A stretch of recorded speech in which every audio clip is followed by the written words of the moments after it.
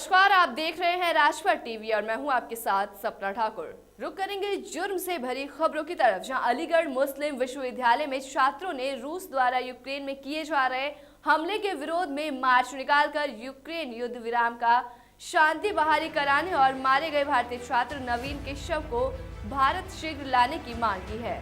छात्रों ने केंद्र सरकार को आंतरिक और विदेश नीति पर पूर्ण रूप से फेल बताया और कहा कि भारत सरकार की आंतरिक और विदेश नीति पूर्ण तरीके से फेल है। प्रधानमंत्री उत्तर प्रदेश के विधानसभा चुनाव में सभाएं करने में मशगूल हैं। उन्हें यूक्रेन में फंसे भारतीय छात्रों की कोई चिंता नहीं। यूक्रेन और रसिया में जो कॉन्फ्लिक्ट चल रहा है, जो वार चल रहा है, उसी के सिलसिले में हमने इंडिया गवर्नमेंट को, मतलब प्रेसिडेंट ऑफ इंडिया को एक वो मेमोरेंडम भेजा है। हमने उसमें लिखा है कि जो नवीन शेखरप्पा है, जिसकी डेथ हुई है वहाँ पर, एक तो उनको कंपनसेशन मिलना चाहिए, दूसरी बात उसके परिवार में किसी एक को जॉब मिलनी चाहिए, तीसरी बात ये है, बड़े आश्चर्य की बात है कि जो नवीन शेखरप्पा की जो डेथ हुई है, अभी तक उसकी डेड बॉडी को हिंदुस्तान नहीं लाया गया है। आप ये समझिए हुकूमत कर क्या रही है।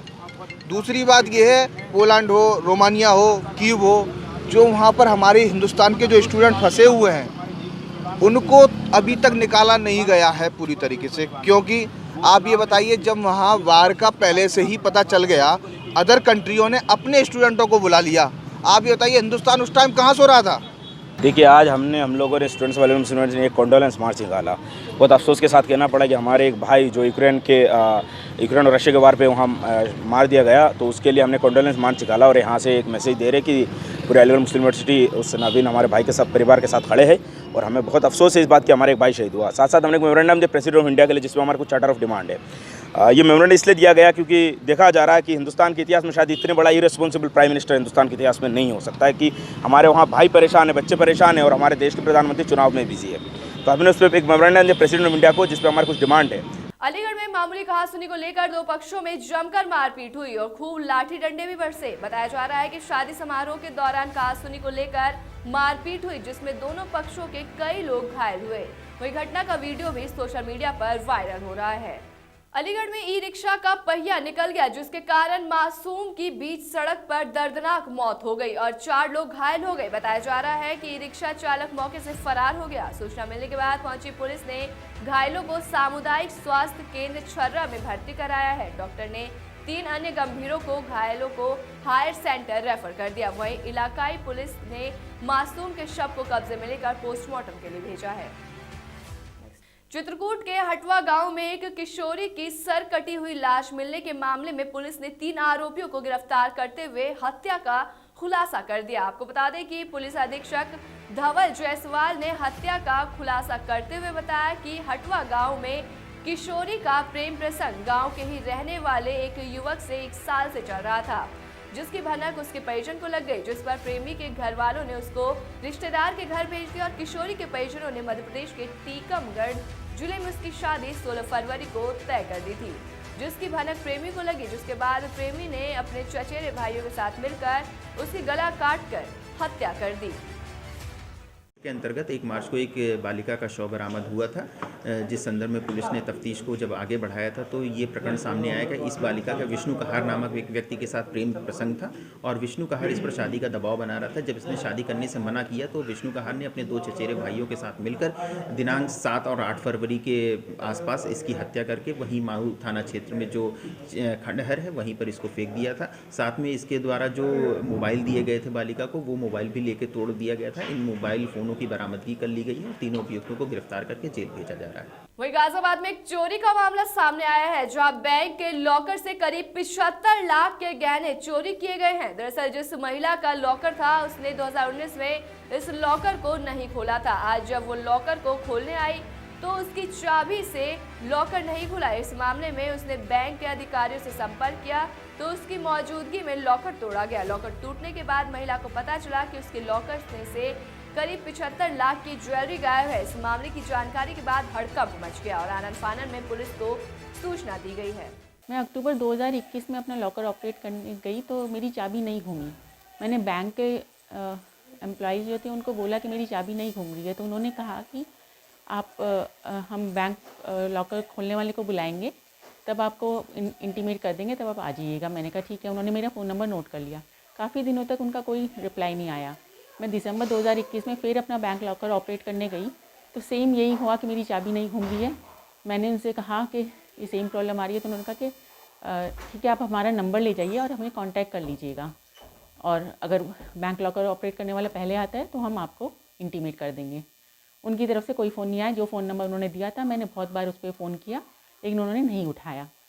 फिर इसके बाद मैं 25 फरवरी 2022 को फिर गई हूँ। वहाँ पे फिर मैंने बैंक मैनेजर से बात करी कि मैंने कहा बार बार ये प्रॉब्लम आ रही है और मेरा लॉकर खुलवाइए। तो उन्होंने कहा कि ठीक है, सोमवार 28 फरवरी को आ जाइएगा सुबह 10:30 बजे, मैं लॉकर खोलने वाले को बुला लूँगा। लॉकर खोलने वाला आया, उसने मेरी चाबी से काफ़ी बार कोशिश करी तो वो लॉकर नहीं खुला। उसने कहा मेरे को परमिशन दिला दो, मैं लॉकर तोड़ दूँगा अगर आप चाहो तो। मैंने कहा कि ठीक है, लॉकर तोड़ दीजिए। और जब लॉकर तोड़ा गया तो एकदम शॉक लगा मेरे को, उसमें मेरा सामान नहीं था। थाना सिहानी गेट में श्रीमती प्रियंका ने यह तहरीर दी कि पंजाब नेशनल बैंक नेहरू नगर स्थित शाखा में उनका 20 वर्षों से एक लॉकर है। अंतिम बार इन्होंने इस लॉकर का प्रयोग नवंबर 2019 में किया था। कुछ समय पूर्व जब वो लॉकर अपना चेक करने के लिए गए तो उनकी चाबी नहीं लग रही थी। 2-3 प्रयासों के पश्चात बैंक के अधिकारियों कर्मचारियों की उपस्थिति में जब लॉकर को तोड़ा गया तो उन्होंने पाया कि उसमें रखा हुआ उनका लगभग 65 से 70 लाख रुपए की ज्वेलरी गायब है। उनकी तहरीर पर मुकदमा पंजीकृत कर लिया गया है। विवेचनात्मक कार्यवाही प्रारंभ की गई है। तो ब्रांच नेहरू नगर की जो शाखा है उसमें अभी हम जब अंदर गए थे तो बैंक मैनेजर ने जो मिलने से मना कर दिया था, किसी से कहलवा दिया था सहकर्मियों से कि वो यहाँ पर नहीं है। जब हमने इसकी इंक्वायरी करी, जांच करी, तो उसके बाद उन्होंने हमें अंदर बुलवाया। बैंक मैनेजर का नाम जो है संदीप श्रीवास्तव जी है। अब उन्होंने कन्फर्म किया है अपने इस स्टेटमेंट में कि हाँ, ये ऐसी वारदात यहाँ इसी शाखा में हुई है, जो कि 65 से 70 लाख रुपए तक का जो चोरी का मामला है। पर वो ये कहने से बच रहे हैं कि अभी बैंक इसकी जिम्मेदारी ले नहीं रहा है, वह पुलिस को सहयोग करेंगे। मैं इंद्रेश कुमार शर्मा, गाजियाबाद से, राजपथ टीवी, सबसे पहले भारत। वहीं यूक्रेन से भारतीयों की सकुशल वतन वापसी को लेकर सांसद हेमा मालिनी ने एक वीडियो जारी किया है। वही वीडियो में उन्होंने कहा है कि भारतीय छात्रों की सकुशल वतन वापसी के लिए भारत सरकार का प्रयास सराहनीय है। भारतीय नागरिकों की वापसी के लिए 4 मंत्री भेजे गए हैं। वहीं हेमा मालिनी रूस यूक्रेन युद्ध में कर्नाटक के छात्र की मौत पर संवेदना व्यक्त करती भी नजर आई। नमस्कार। यूक्रेन में फंसे हमारे भारतीय छात्रों के लिए हम सभी चिंतित हैं। जहां विश्व के बड़े बड़े देशों ने वहां फंसे अपने नागरिकों को असुरक्षित छोड़ दिया है, भारत सरकार अपने छात्रों को वापस लाने में जुटा हुआ है, जो बहुत ही सराहनीय काम है। मुझे गर्व है भारत पर और भरोसा है हमारे प्रधानमंत्री श्री नरेंद्र मोदी जी पर, जो हमारे नागरिकों को वापस सुरक्षित लाने के लिए प्रतिबद्ध है, जिसे देखकर पूरी दुनिया चकित है। ऑपरेशन गंगा के तहत यूक्रेन में फंसे भारतीयों को निकालने के लिए हमारी सरकार हर संभव प्रयास कर रही है। इसके लिए हमारे 4 मंत्री हरदीप पुरी जी, ज्योतिरादित्य सिंधिया जी, किरण रिजिजू जी और वीके सिंह जी, उनको वहां भेजा गया है, इस आश्वासन के साथ कि सभी भारतीयों को सुरक्षित वापस लाने में मोदी जी कोई कसर नहीं छोड़ेंगे। मुझे दुख है, इस हमले में कर्नाटक के एक छात्र की मौत हो गई। परिवार के प्रति मेरी गहरी संवेदना है। मैं यही प्रार्थना करती हूँ कि हर एक भारतीय सुरक्षित और जल्द ही भारत लौटेंगे। जय भारत। मथुरा के ग्राम पंचायत फोडक के नगला हमला में एक ही परिवार की महिलाओं में से किसी बात को लेकर विवाद इतना बढ़ गया कि आपस में सभी लोग एक दूसरे की जान के दुश्मन बन गए, जिसके चलते गोपाल नामक व्यक्ति ने भजन लाल पर गोली दाग दी और भजन लाल की मौके पर ही मौत हो गई। गोली चलते ही दोनों परिवारों में हड़कंप मच गया। बताया जा रहा है कि मरने वाला भजन लाल गोली मारने वाले गोपाल का रिश्तेदार ताऊ है और घटना को अंजाम देकर गोपाल मौके से फरार हो गया। ये मामला ये हुआ है, लेडीजों में आपसे बहुत ही विवाद हुआ था, तो उसके चक्कर में ये हुआ था। मथुरा में बुधवार को कोतवाली पुलिस ने अंतर्राज्यीय वाहन चोरों के 6 सदस्यों को पकड़ लिया है। इसके पास से चुराए गए 10 वाहन बरामद किए गए। बताया जा रहा है कि गैंग हरियाणा, यूपी, राजस्थान, दिल्ली से वाहनों को चुराते थे। गैंग को पकड़ने के लिए कोतवाली प्रभारी निरीक्षक विजय कुमार सिंह के साथ हाईवे पुलिस, एसओजी और सर्विलांस टीम को लगाया गया था, जिसके बाद जन्मभूमि लिंक रोड पर इस गैंग को पकड़ा गया। बाहरी दिल्ली के मंगोलपुरी में मामूली सी कहासुनी चाकूबाजी में बदल गई, जिसके बाद करीब 12 से ज्यादा आए बदमाशों ने 2 युवकों पर चाकू से हमला कर दिया। पुलिस चौकी से महज चंद कदमों की दूरी पर बेखौफ बदमाशों ने वारदात को अंजाम दिया। वहीं दोनों युवकों को नजदीक के संजय गांधी अस्पताल में भर्ती कराया गया और पुलिस मामले की तफ्तीश में जुट गई है।